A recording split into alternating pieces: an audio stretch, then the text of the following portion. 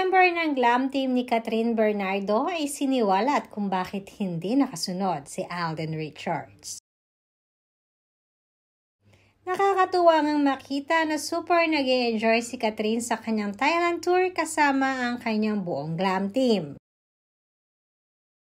Ang glam team nga ni Catherine Bernardo ang isa sa matagal nitong kasama na halos simula pa nang magsimula ang Katniel.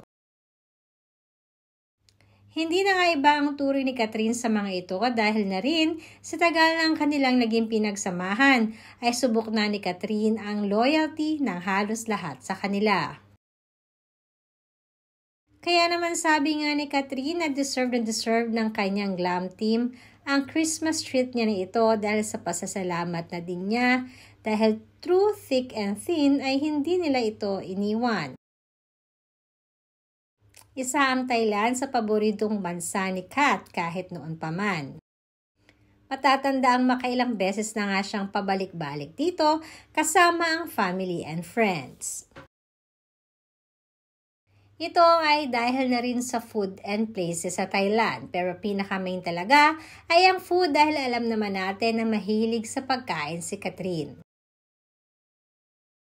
Samantalang usap-usapan na rin ang hindi naging pagsunod ni Alden sa Thailand at kagabi nga ay nag-video call na lamang siya kay Catherine Bernardo.